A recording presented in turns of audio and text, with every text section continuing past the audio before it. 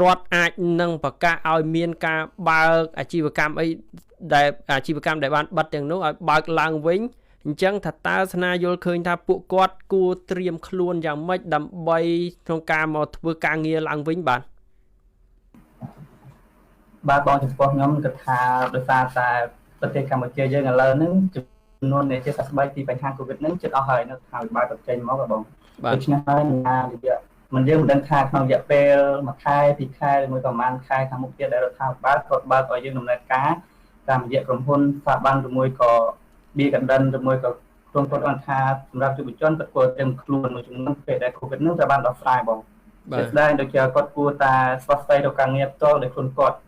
ពីព្រោះអីពេលដែលបញ្ហានឹងបញ្ចប់ទៅគ្រប់ស្ថាប័នទាំងអស់ហ្នឹងក៏ត្រូវការបង្រឹងខ្លួនមកគាត់ឡើងវិញដែរដូច្នេះហើយយើងក៏ត្រូវតែស្វាស្វែងរកការងារដោយខ្លួនឯងប៉ុន្តែនៅក្នុងកំឡុងពេលដែលយើងជួបបញ្ហា COVID នេះហើយយើងក៏មានការងារធ្វើយើងគួរតែបង្រឹងសមត្ថភាពរបស់យើងតាមរយៈការរៀនតាមប្រព័ន្ធអនឡាញដើម្បីបង្កើតសមត្ថភាពកាន់តែខ្លាំងជាងមុនធៀមខ្លួនចូលធ្វើក្នុងពេលថ្មីទៅពេលសម័យ COVID បានដោះស្រាយបានបាទអញ្ចឹងបងបាទអរគុណច្រើនអានឹងក្នុងករណីដែលគាត់ទៅធ្វើការកន្លែងថ្មីណានឹងបងសម្រាប់កន្លែងថ្មីឬមួយក៏កន្លែងចាស់ព្រោះតែថាសម្រាប់ចំណុចនេះខ្ញុំមិនចង់លើកឡើងពីចំណុចដែរថា 50% គឺគាត់អាចទៅកន្លែងការងារចាស់បានដោយសារអីក្រុមហ៊ុនមួយចំនួនក៏មិនអាចខ្វះគាត់បានទេដោយសារតែគាត់ជាផ្នែកមួយនៃក្រុមហ៊ុនដើម្បីឲ្យ system របស់ក្រុមហ៊ុននឹងដំណើរការឡើងវិញប៉ុន្តែ 50% ទៀតគឺគាត់មិនអាចទៅកន្លែងចាស់បានវិញទេដោយសារអីក្រុមហ៊ុនកាលណាដែលពេលដែលគាត់បញ្ហាCOVIDបានដោះស្រាយគាត់ត្រូវការស្ដារប្រព័ន្ធរបស់គាត់ឡើងវិញដែរដូច្នេះគាត់ក៏ត្រូវការរយៈពេលដើម្បីស្ដារហ្នឹងឲ្យមានដំណើរការល្អទើបអាចហៅកម្មករឬមួយក៏ជ្រើសរើសកម្មករថ្មីដើម្បីដំណើរការរបស់គាត់ដើម្បីផ្សើឡើងដោយមុនសម័យ COVID ចូលដល់បងបាទអរគុណច្រើនស្នាបាទអញ្ចឹងសម្រាប់ទៅខាងបញ្ញាវិញថាតើបញ្ញាយល់ឃើញយ៉ាងម៉េចដែរឬក៏មានអីបន្ថែមពីលើនឹងទៀតទេបាទចាបងសម្រាប់ខ្ញុំគឺអត់មានអីបន្ថែមច្រើនទេគ្រាន់តែយើងគួរតែ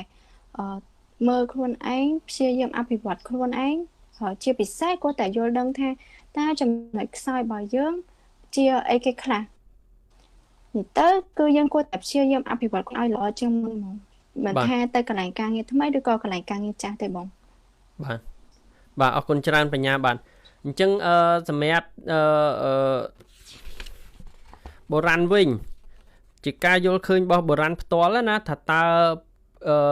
ទាំងកម្មករនិយោជិតក៏ដូចជានិស្សិតដែលគាត់បានបាត់បង់ការងារធ្វើតើគាត់គួរតែត្រៀមខ្លួនឬក៏រៀបចំខ្លួនបែបណាប្រសិនបើស្ថានភាព COVID ហ្នឹងវាបាត់ទៅវិញណាហើយអាជីវកម្មមុខរបរទាំងនោះបានបើកដំណើរការធម្មតាវិញបាទអរគុណឡើងសម្រាប់សំណួរសម្រាប់ទស្សនៈខ្ញុំផ្ទាល់ក៏អត់ទៅខុសពីវាគ្មិនយើងប្រហែលដែរបងគឺទី1សម្រាប់យុវជនបើសិនជាគាត់ឡងទៅដែលគាត់អត់បានចេញទៅធ្វើការទេគាត់សម្រាប់នៅផ្ទះទី1គាត់ត្រូវអភិវឌ្ឍខ្លួនគាត់តាមរយៈការអានសៀវភៅការរៀនតាមអ៊ីនធឺណិតអីដូចជាអង់គ្លេសកុំព្យូទ័រអីវាថាដឹងថាចំណុចខ្សោយយើងកន្លែងណាពង្រឹងបន្ថែមកន្លែងហ្នឹងអញ្ចឹងបងហើយយើងព្យាយាមមើលការងារថ្មីដែលគេខុសតាម website មួយចំនួនហើយ apply ដាក់ការថ្មីអញ្ចឹងទៅអាហ្នឹងមកតាមអាចធ្វើទៅបានហើយកុំឲ្យយើងបដាច់បដោយខ្លួនតាមវិបត្តិសង្គមគឺ COVID-19 ហ្នឹងបងព្រោះយើងដឹងថានៅពេលដែលអត់មានការងារធ្វើគឺប៉ះពាល់ចំណូលគ្រួសារយើងអញ្ចឹងទៅវាធ្វើឲ្យមានបញ្ហាហើយយើងអាចដាក់ការងារមកកន្លែងតាមស្ថាប័នផ្សេងៗទៅព្រោះអីគេមានវិធីសាស្ត្រជាច្រើនវាថាមិនចាំឲ្យយើងទៅដល់កន្លែងផ្ទាល់គេអាចធ្វើយើងតាមអនឡាញតាមអីអញ្ចឹងកុំឲ្យយុវជនយើងគាត់បដាច់បដោយខ្លួនតាមបញ្ហាហ្នឹងព្រោះអីវាថាយើងតែអភិវឌ្ឍខ្លួនជាប្រចាំអញ្ចឹងទៅហើយមួយវិញទៀតសម្រាប់អ្នកដែលគាត់ធ្វើការនៅកន្លែងចាស់បើពេលនេះវាថាកន្លែងគាត់នៅពេលខាងមុខអាចបើកវិញអញ្ចឹងគាត់អាចគាត់នៅផ្ទះទៅគាត់សិក្សាអភិវឌ្ឍខ្លួនបន្ថែមមួយហ្នឹងគឺគាត់សិក្សាប្រភេទការងារដែលគាត់ធ្វើ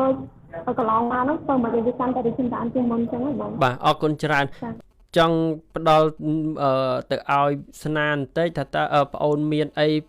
ជាអនុសាសន៍ឬក៏មានជាសំណុំពរយោបល់យ៉ាងម៉េចទេទៅដល់ប្រិយមិត្តអ្នកស្ដាប់ក៏ដូចទៅដល់យុវជនដែលគាត់បាត់បង់ការងារណាបាទបងអូនមានពេល1នាទីស្នានឹងឲ្យបងសម្រាប់ខ្ញុំគាត់ចង់ផ្ដល់ជាយោបល់ខ្លះសម្រាប់យុវជនដែលគាត់កំពុងតែជួបប្រទះជាមួយនឹងការអត់ការងារធ្វើ គាត់គួរតែត្រៀមខ្លួនស្វែងរកអ្វីដែលថ្មីទៅទៅជាមួយនឹងជំនាញរបស់គាត់ផ្ទាល់តាមរយៈអ៊ីនធឺណិតហើយជាពិសេសគឺស្នើសុំដល់រដ្ឋាភិបាលគាត់ជួយពន្លឿនការដំណើរការក្នុងក្រុមការងារវិញណាបងព្រោះអីយុវជនមួយចំនួនគាត់អត់ការងារធ្វើគាត់ជួបនឹងបញ្ហាជាក់លុយគេដោយសារអីរបស់ដែលគាត់ប្រើរងថ្ងៃមួយចំនួនតាមរយៈខ្ញុំដឹងតាមរយៈមជ្ឈអីតាមរយៈការបង់រំលោះគេដោយការយកប្រាក់ខែហ្នឹងទៅបង់ជូនឲ្យគេវិញតែដល់ពេលគាត់បានធ្វើការងារគាត់នឹងជួបបញ្ហាធំទាំងបញ្ហាអត់ផ្ទះខ្លួនគាត់ទាំងបញ្ហាបំណុលទៅខាងក្រុមហ៊ុនបង់រំលោះនៅទៀតបងហ្នឹងចិត្តតែខ្ញុំដឹងអរគុណច្រើនបងបាទអរគុណស្នាបានហើយសម្រាប់បញ្ញាវិញតើបងអូនមានអីជាសំណុំពរឬក៏អនុសាសន៍យ៉ាងម៉េចផ្ដល់ទៅដល់យុវជនរបស់យើងដែរទេបាទបងអូនមានពេល1នាទីដែរចាបងសម្រាប់ខ្ញុំសារយុវជនដែលកំពុងតែបាត់បង់ការងារធ្វើក្នុងកំឡុងពេល COVID ហ្នឹងគាត់គួរតែយកពេលហ្នឹងដើម្បីស្វែងយល់ពីខ្លួនឯងឲ្យកាន់តែច្បាស់និងគួរតែនឹងព្យាយាមស្វែងយល់ថាខ្លួនឯងកំពុងតែមានជំនាញអីក៏ចេះអីដើម្បីពេលចប់ COVID-19 ហ្នឹងគាត់នឹងរកការងារដែលត្រូវនឹងជំនាញរបស់គាត់ហើយមួយទៀតទោះបីជា COVID-19 បានធូរស្បើយពីប្រទេសកម្ពុជាក៏ដោយយើងខ្ញុំសូមសំណូមពរឲ្យយុវជនទាំងអស់គួរតែនៅតែបន្តអនាម័យខ្លួនឯងជានិច្ចសូមកុំធ្វេសប្រហែសចាបងបាទអរគុណច្រើនបាទបុរាណបងអូនមាន1នាទីចុងក្រោយមានអីជាសំណុំពរឬក៏អនុសាសន៍អីផ្ដាច់ផ្ដាំទេបាទសម្រាប់ខ្ញុំវិញក៏អត់ខុសពីវាគ្មិនពីដែរបងគឺទីមួយខ្ញុំចង់ឲ្យយុវជនខ្លួនឯងហ្នឹងគឺពង្រឹងសមត្ថភាពខ្លួនឯងកុំត្រូវមានផែនការច្បាស់លាស់សម្រាប់ជីវិតខ្លួនឯងអញ្ចឹងកុំបដាច់បដោយទៅតាមស្ថានភាពហ្នឹងហើយមួយទៀតសូមឲ្យខាងរដ្ឋាភិបាលគាត់យកចិត្តទុកដាក់ទៅលើអ្នកដែលគាត់អត់មានការងារធ្វើឬក៏គាត់បាត់បង់ការងារធ្វើតើគាត់គួរតែពិចារណាថាតើគួរមានវិធានការបែបណាសម្រាប់ពួកគាត់ទេបងបាទចា៎បាទអរគុណច្រើន